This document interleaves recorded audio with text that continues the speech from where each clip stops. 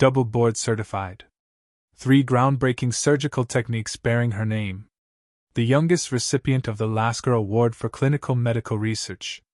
Dr. Maya Richardson had earned every accolade in her field, but as she walked through the pristine halls of Westlake Memorial Hospital on her first day, none of that mattered to security guard Thomas Jenkins, who saw only one thing: the color of her skin.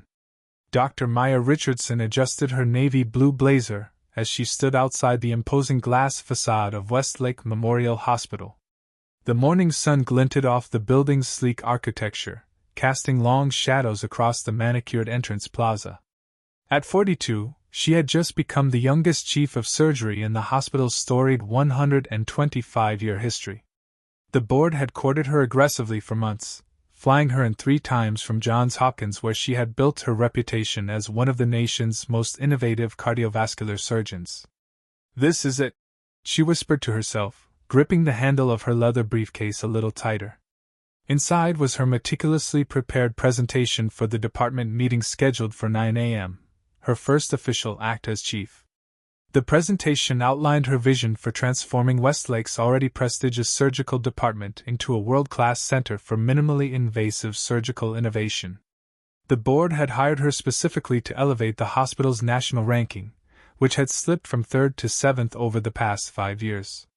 Her phone buzzed with a text from Dr. William Chin, the outgoing chief who would be introducing her this morning. "Staff assembled in conference room. Some resistance brewing from Matheson's camp. Nothing you can't handle." Maya sighed, unsurprised. Dr. Robert Matheson, head of cardiothoracic surgery, had been gunning for the chief position himself. At 58, with 20 years at Westlake, he represented the old guard, and had made his disappointment clear during her final interview when the board invited him to participate. She thought briefly of her father, who had worked as a janitor at a small community hospital in Detroit. How many times had he told her, "Maya, you'll have to be twice as good to get half as far." Even now, with all her accomplishments, his words echoed in her mind. Her parents had sacrificed everything to put her through college, the first in their family to attend. Medical school had been a distant dream funded by scholarships, grants, and endless night shifts as a hospital aide. The complex valve replacement technique she had pioneered, now known as the Richardson procedure, had saved thousands of lives and was taught in medical schools worldwide. Her research on reducing surgical complications in high-risk patients had transformed post-operative care standards across the country. 3 years ago, she had performed the seemingly impossible, saving a patient with a ruptured aortic aneurysm that most surgeons would have declared a lost cause. The video of that surgery had become required viewing for cardiothoracic fellows nationally. Maya checked her watch, 8:30 a.m. She had arrived early intentionally, hoping to walk through the surgical department before the meeting to get a feel for the space that would now be under her leadership. She had been given a temporary ID badge during her last visit, which she now wore clipped to her blazer pocket. The hospital's CEO had mentioned her permanent credentials would be ready later today after completing final paperwork with HR. Taking a deep breath, she pushed through the revolving doors and entered the cool, antiseptic atmosphere of Westlake Memorial. Unlike the familiar halls of Johns Hopkins, these corridors were still foreign territory. She approached the information desk to get her bearings, determined to make her way to the surgical wing without looking lost on her first day. After all, first impressions mattered, especially today. Maya thanked the receptionist who had pointed her toward the surgical wing, and turned to walk down the east corridor. The hallway was quieter than she expected, most of the hospital staff likely already gathered for the morning meeting. Her heels clicked rhythmically against the polished floor as she studied the unfamiliar surroundings, noting the state-of-the-art equipment visible through half-open doors. The hospital had spared no expense on technology. Now they needed the leadership to match it. "Excuse me, ma'am." Maya continued walking, assuming the call was directed at someone else. "Ma'am, you in the blue blazer? Stop right there." She turned to see a stocky security guard with Jenkins embroidered on his uniform striding purposefully toward her. His expression was stern, hand resting near the radio at his belt. "Can I help you?" Maya asked, conscious of the time. She had only 20 minutes before her presentation. The guard, Thomas Jenkins according to his name tag, looked her up and down, his eyes lingering on her temporary ID badge. "That's not a current hospital ID," he said flatly. "Where are you heading?" "I'm going to the surgical department," Maya replied, keeping her voice even. "I have a meeting at 9. Jenkins crossed his arms. "And you are?" "Dr. Maya Richardson," she said, extending her hand professionally. He didn't take it. "I don't see any doctor credentials on that badge," Jenkins said, nodding toward her temporary ID. "This area is restricted access. Do you have an appointment? Who are you here to see?" Maya felt a familiar tightening in her chest, the sensation she'd experienced countless times before in upscale restaurants, exclusive stores, and professional conferences. That moment of being seen as an intruder rather than a participant. She had hoped, perhaps naively, that her first day as chief would be free of such encounters. "I'm the new chief of surgery," she explained, maintaining her composure. "This is a temporary badge until I complete HR paperwork later today." Jenkins' eyebrows rose skeptically.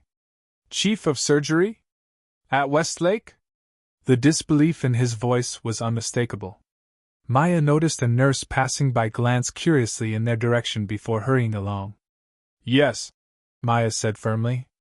"I'm starting today. Dr. Chin is expecting me for the department meeting." Jenkins shook his head slightly. "Look, I've worked security at this hospital for 15 years. I know all the department heads. Dr. Matheson is chief of surgery. Dr. Matheson is head of cardiothoracic surgery." Maya corrected him, her patience beginning to fray. "Dr. Chin has been chief of surgery but is stepping down. I was hired from Johns Hopkins to replace him." "Right," Jenkins said, his tone making it clear he didn't believe her. "I'm going to need you to come with me to the security office while we sort this out." Maya checked her watch, 8:45 a.m. "That's not going to work for me. I have a department meeting to lead in 15 minutes. Please call Dr. Chun or Dr. Harper from administration if you need verification." "Ma'am, this isn't a negotiation," Jenkins insisted, taking a step closer. "Either you come with me to verify your identity, or I'll have to escort you from the premises." A flush of heat rose from Maya's neck to her face. This was ridiculous. She was standing here in professional attire, with a temporary ID, explaining her position, and this man was treating her like a trespasser. Would he be doing the same if she were a white man in a suit? "I've explained who I am," Maya said, working to keep her voice steady despite the anger and humiliation building inside her. She was acutely aware of being in a public hallway where future colleagues might witness this confrontation. "I understand you're doing your job, but I'm telling you I am Dr. Maya Richardson, the new chief of surgery at this hospital. Call administration if you need to verify that." Hospital staff were beginning to filter into the hallway now, some heading toward the conference room where her meeting would take place. A few glanced curiously at the confrontation. Maya recognized 2 surgeons from her interviews, but they were too far away to notice her predicament. Jenkins' radio crackled.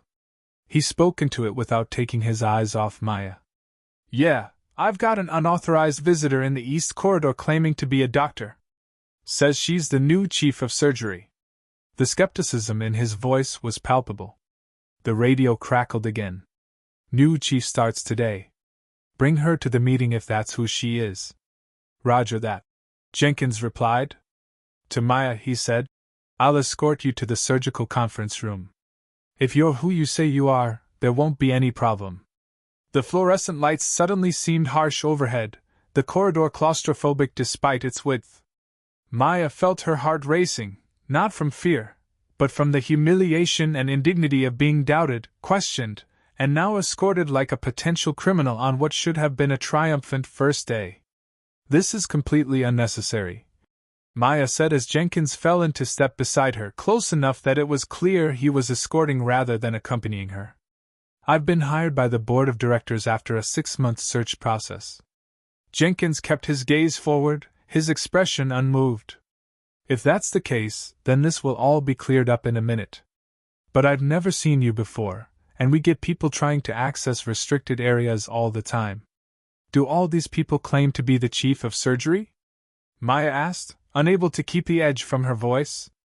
That seems like an oddly specific pretense. A young resident approached from the opposite direction, slowing as he recognized the tension in the scene before him. Maya had met him briefly during her final interview, Dr. Patel, if she remembered correctly. Dr. Richardson? He said hesitantly, glancing between her and the security guard. Maya felt a surge of relief. Dr. Patel, good morning. I'm just heading to the department meeting. The resident nodded, looking confused at the security guard's obvious posture. Everyone's gathering in the main conference room. Dr. Chen was asking if you'd arrived yet. Jenkins' expression flickered briefly, but he maintained his stance. You know this woman, Doctor? Of course. Dr. Patel replied, brow furrowing. This is Dr. Richardson, our new chief of surgery. The department's been preparing for her arrival for weeks. She has a temporary ID badge. Jenkins stated flatly. Protocol requires. I understand protocol, Mr. Jenkins.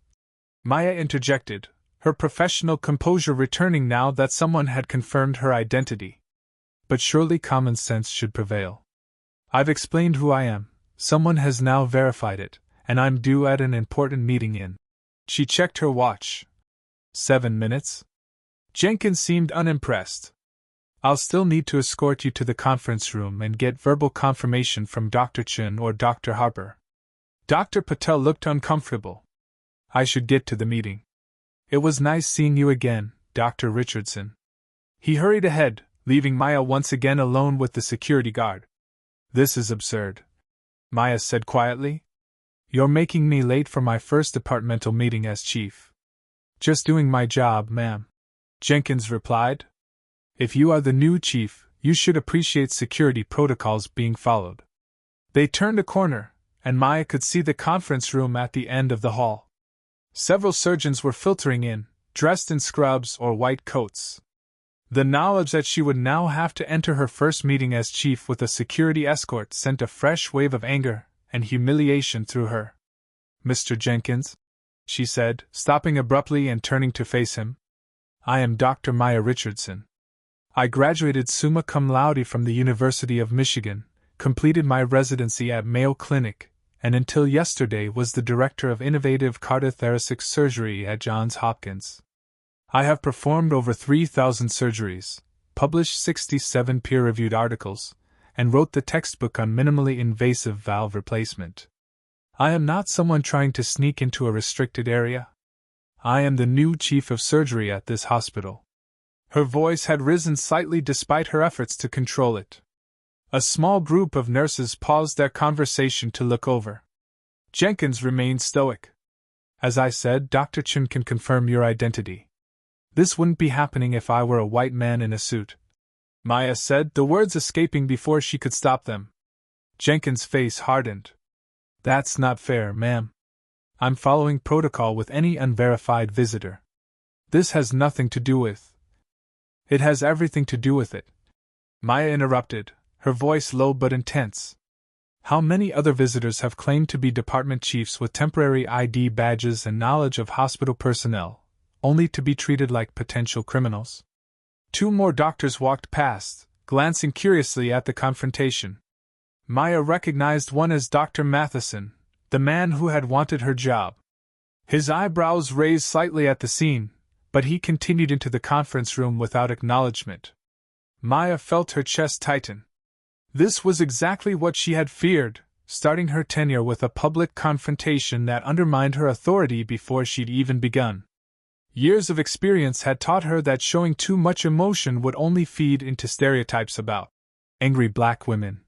But maintaining her composure while being disrespected was becoming increasingly difficult.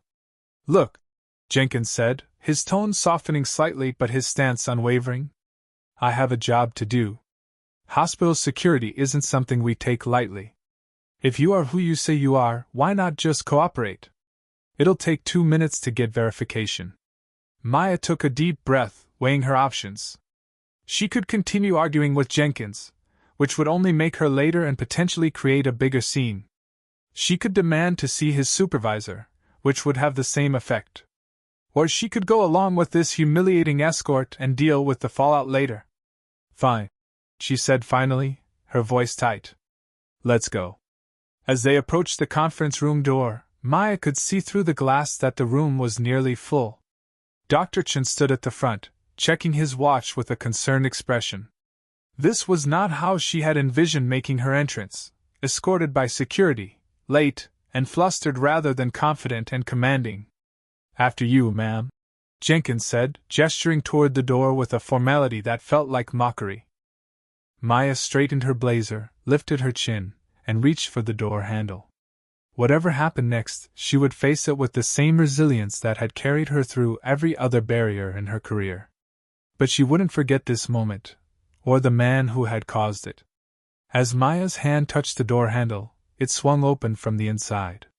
Dr. William Chin, a distinguished man in his early 60s with salt and pepper hair and wire-rimmed glasses, stood in the doorway. His welcoming smile faltered as he took in the scene, Maya standing rigidly with security guard Jenkins hovering at her side. Dr. Richardson, he said warmly, extending his hand. We've been waiting for you. Is everything all right? Before Maya could respond, Jenkins stepped forward. Dr. Chin, this woman claims to be the new chief of surgery. She has an unauthorized temporary badge. I was following protocol by escorting her to verify her identity. Dr. Chen's expression shifted from confusion to understanding, and then to barely concealed anger. He looked directly at Jenkins, his typically mild demeanor hardening.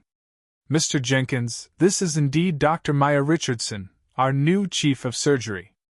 The board announced her appointment weeks ago. His voice was calm but carried unmistakable authority. There was an email sent to all hospital staff, including security, with her photograph. Jenkins' posture stiffened. I don't recall seeing that email, sir. By now, conversations inside the conference room had quieted as staff strained to overhear the exchange at the door. Maya was acutely aware of dozens of eyes on her from inside, her new colleagues witnessing her first moments as their leader under these circumstances. Dr. Richardson is one of the most respected cardiovascular surgeons in the country. Dr. Chin continued, loud enough for those inside to hear clearly. We're incredibly fortunate to have her joining Westlake. Her temporary badge was arranged by administration until her permanent credentials could be processed this morning. Jenkins' face had reddened, though whether from embarrassment or defensiveness wasn't clear. I was just following. Protocol, yes, Dr. Chin interrupted. But discretion and judgment are also part of your job, Mr. Jenkins. Please check those departmental emails more carefully in the future. He turned back to Maya, his expression softening. Dr. Richardson, please come in. Everyone is eager to meet you properly. Maya nodded, gathering her composure. She could feel a mixture of emotions, relief at the intervention, lingering humiliation from the confrontation, and determination not to let this incident define her first impression. Thank you, Dr. Chin, she said, her voice steady. She turned briefly to Jenkins, who now looked uncomfortable. I understand you were doing your job, Mr. Jenkins. I trust this won't happen again. It was a statement, not a question, spoken with the quiet authority of someone accustomed to commanding operating rooms where lives hung in the balance. Jenkins nodded stiffly. Of course, Doctor. I apologize for the misunderstanding. Dr. Chin ushered Maya into the conference room, placing a supportive hand briefly on her shoulder. Security is important, he whispered, but so is recognizing exceptional talent when it walks through our doors. As the door closed behind them, Maya took a deep breath. The room was filled with surgeons, residents, and administrative staff, all now her responsibility. She could see curiosity and varying degrees of welcome on their faces. The incident with Jenkins had shaken her more than she wanted to admit, but she had spent a lifetime refusing to let others' preconceptions limit her potential. She set her briefcase on the table, removed her presentation materials, and straightened to her full height. The room quieted in anticipation. Whatever had happened in the hallway was now behind her. She had a department to lead, lives to save, and barriers to break down, starting right now.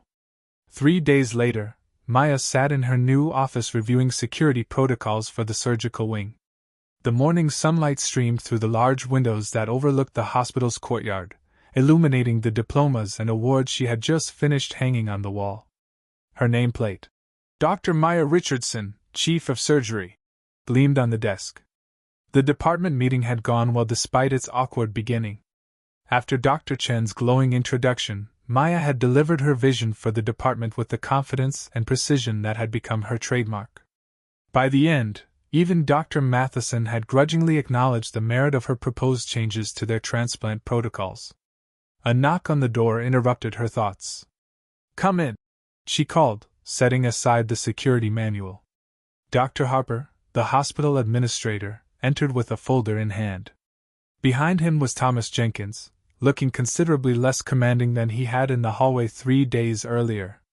His eyes widened slightly at the transformation of the office, which now clearly belonged to someone of significant authority.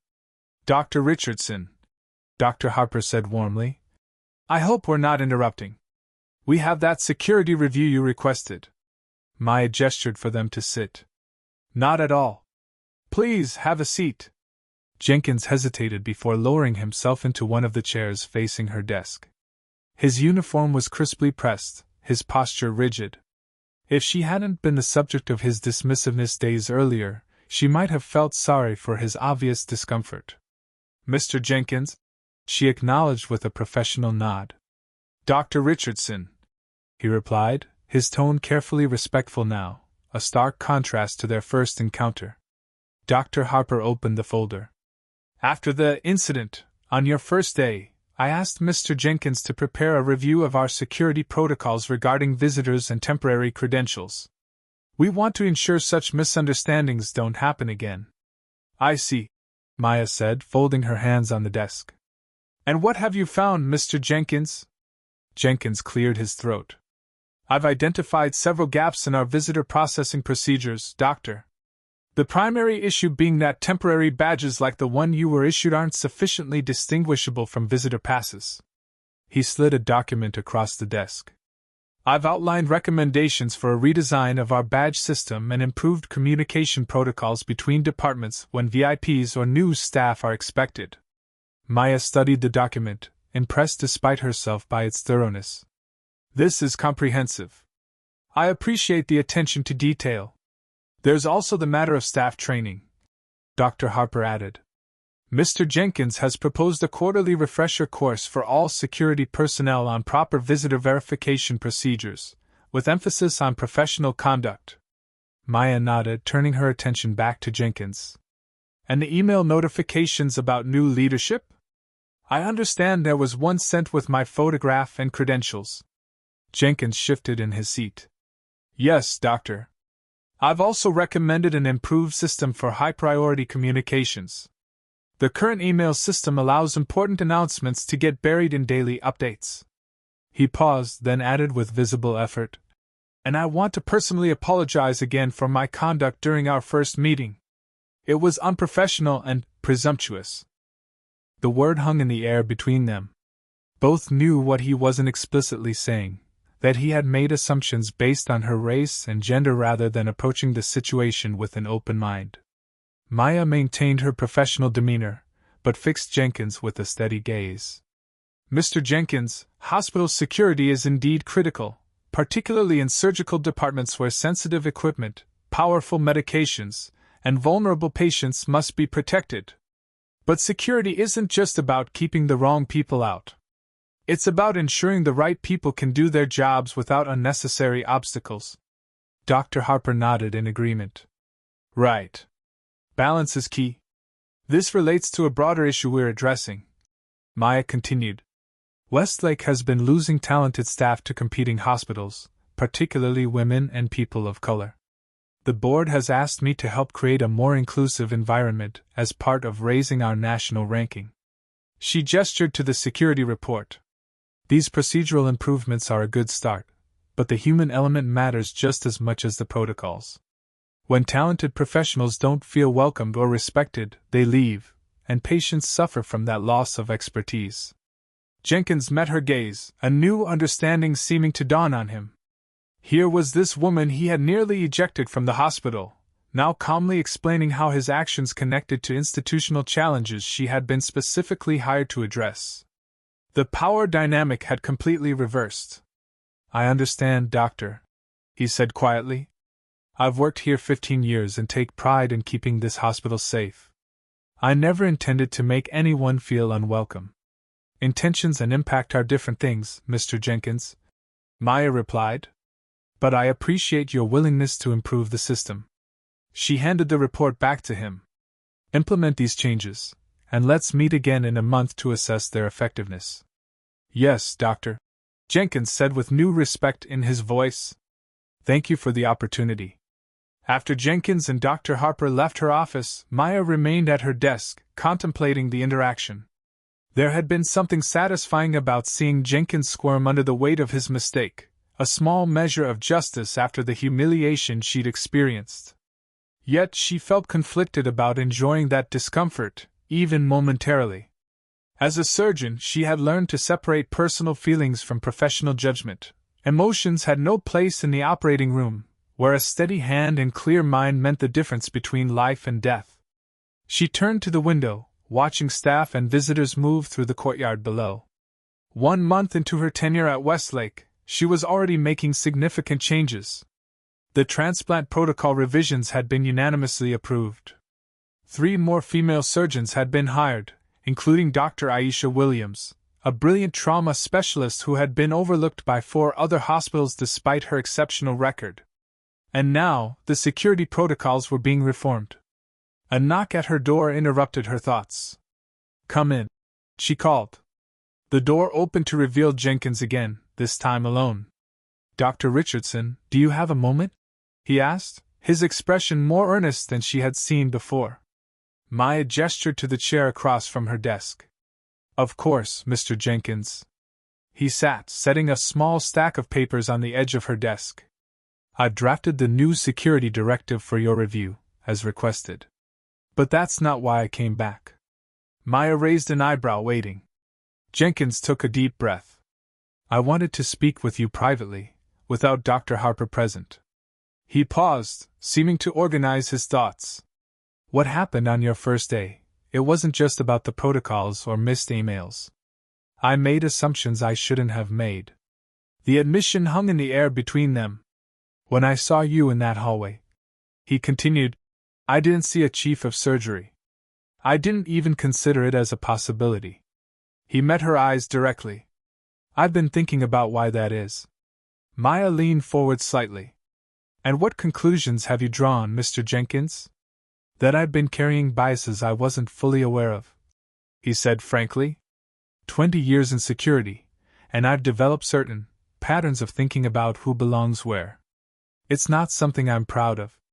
Maya nodded slowly. "Recognition is the first step toward change, Mr. Jenkins. I've known Dr. Matheson for 15 years. Jenkins continued. "When I heard rumors about a new chief coming from Johns Hopkins, I guess I pictured someone who looked like him, or Dr. Chin."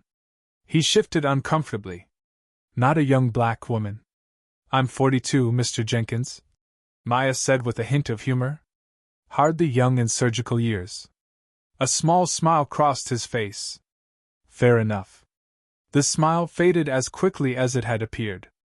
"My daughter is in pre-med at Howard University. She wants to be a surgeon.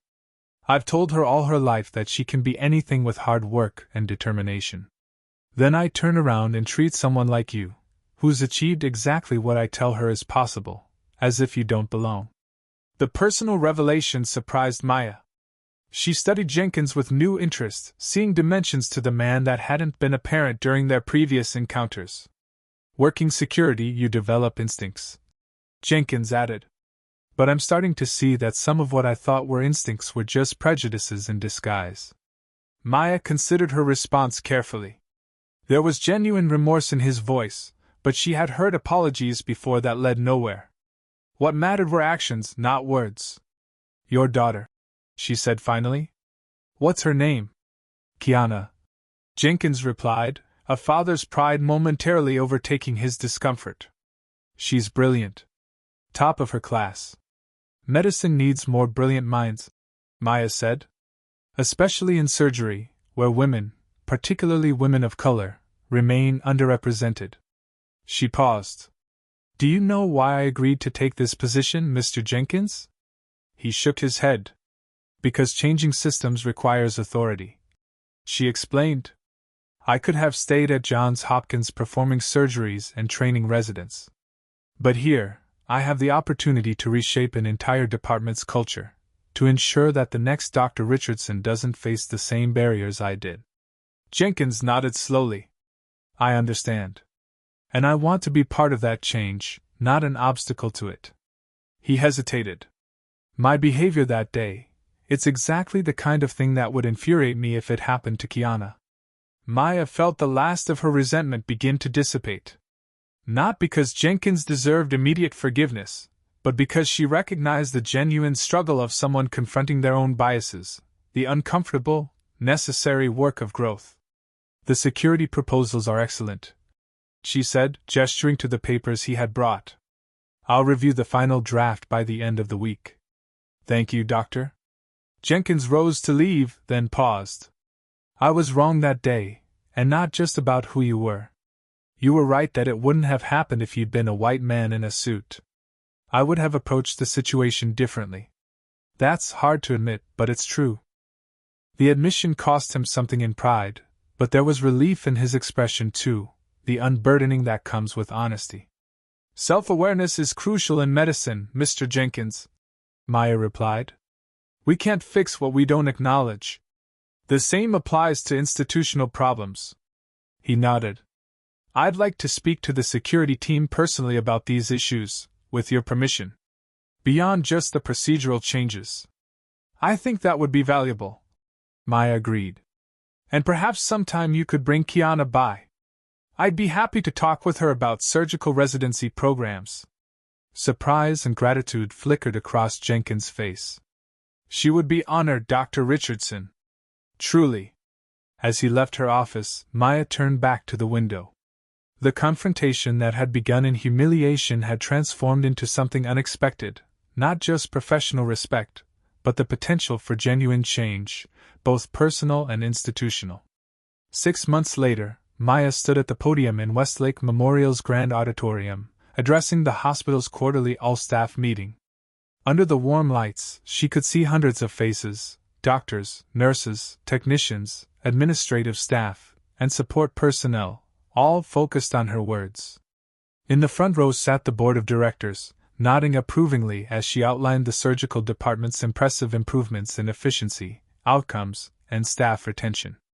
And finally, she said, reaching the last slide of her presentation, I'd like to recognize the security department for their outstanding implementation of our new credential and visitor management system. These changes have enhanced hospital safety while creating a more welcoming environment for staff and patients alike. She gestured toward the side of the stage. I'd particularly like to acknowledge Thomas Jenkins, who spearheaded this initiative and has become an unexpected ally in our diversity and inclusion efforts. Jenkins, dressed in his formal security uniform, nodded appreciatively from his position near the stage exit. Their eyes met briefly. A moment of mutual recognition that would have seemed impossible 6 months earlier. After the meeting concluded, Maya found herself in a quiet corner of the reception hall, taking a moment away from the constant stream of conversations. Dr. Chen approached, 2 glasses of sparkling water in hand. Impressive turnaround in just 6 months, he said, offering her one of the glasses. The board is thrilled. Surgical outcomes up 8%, staff turnover down 12%, and patient satisfaction scores at a 5-year high. Maya accepted the drink with a smile. It's been a team effort. Indeed, Dr. Chen agreed. Though your leadership has been the catalyst. He glanced across the room where Jenkins was deep in conversation with Dr. Williams, the trauma surgeon Maya had recruited. Some transformations have been more surprising than others. Maya followed his gaze. Jenkins has been remarkably receptive to change. He's instituted bias awareness training for his entire department. After that first day, I wouldn't have predicted this outcome, Dr. Chen admitted. I was ready to recommend disciplinary action. Sometimes people just need the opportunity to see their blind spots. Maya replied. Though I won't pretend I wasn't tempted to take you up on that disciplinary action at the time. Dr. Chin chuckled. I've been at Westlake for 30 years, Maya. I've seen administrations come and go, initiatives rise and fall. But what you've managed to accomplish in 6 months. He shook his head admiringly. You're changing the culture here, not just the procedures. Change is slow, she acknowledged. We still have a long way to go. But the direction matters, Dr. Chin said.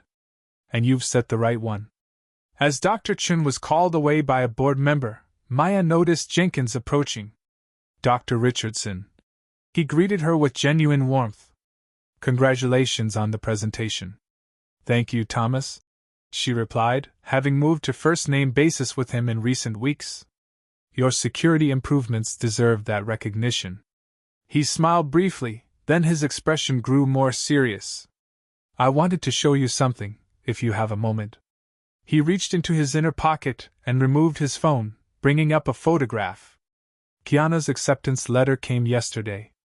Maya took the phone, looking at the image of a beaming young woman holding an official letter. Johns Hopkins Surgical Residency Program. She read, genuinely delighted. Thomas, that's wonderful. It's an exceptional program. She told them about the mentorship you've provided over these past months. Jenkins said, his voice thick with emotion. The committee was impressed by her connections with a surgeon of your caliber. Kiana earned that spot through her merit. Maya insisted, handing back the phone. Though I'm happy to have played a small role in her journey. Jenkins pocketed the phone, his expression reflective. When I think about how close I came to throwing you out of this hospital. He shook his head. The irony isn't lost on me that my daughter's future might have been affected by my own bias. Life has a way of bringing things full circle. Maya observed. A comfortable silence settled between them, two people who had moved from antagonists to allies through the difficult, necessary work of confronting prejudice and embracing growth. Dr. Chin mentioned you're implementing a new surgical mentorship program targeting underrepresented students. Jenkins said eventually. Maya nodded. We're partnering with 5 local high schools. Students will shadow surgeons, participate in simplified simulations, and learn about medical career pathways. We're hoping to reach students who might never have considered surgery as an option. Like you once were. Jenkins noted. Exactly. Maya agreed. Though I had my father's encouragement, even if he was a hospital janitor rather than a doctor. Many students don't have anyone in their corner, telling them they belong in these spaces. Jenkins considered this. Would you be open to having security participate?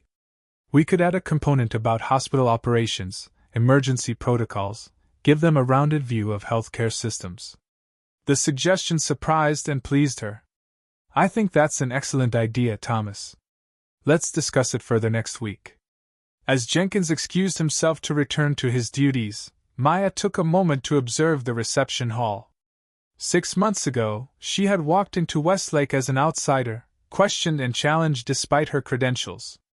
Today, she moved through these same halls with earned authority, implementing changes that would open doors for others. The incident with Jenkins had been painful, but in retrospect, it had also been instructive, a microcosm of the very challenges she'd been hired to address. Real change wasn't just about policies and procedures. It was about people confronting their biases and choosing to grow beyond them. Maya knew the work was far from complete. Prejudice wouldn't disappear overnight, and institutional barriers had deep roots. But as she watched the diverse gathering of healthcare professionals collaborating across departments, she allowed herself a moment of cautious optimism. Change was possible. She had seen it firsthand, in this hospital, in Thomas Jenkins and herself. Tomorrow would bring new challenges, new resistance, new opportunities to falter or advance. But for today, in this moment, she could appreciate how far they had come, and how many doors would be easier to open for those who followed. Sometimes the most powerful changes begin with a single confrontation. Dr. Maya Richardson's journey from being profiled to transforming an entire hospital culture reminds us that true leadership isn't just about titles. it's about creating space for others to grow. Have you ever witnessed someone's prejudice transform into understanding? Share your stories of transformation in the comments below, and don't forget to subscribe for more moments when the tables turn on those who judge too quickly. Remember, assumptions can be broken, stereotypes can be shattered, and respect, once earned, can change institutions forever.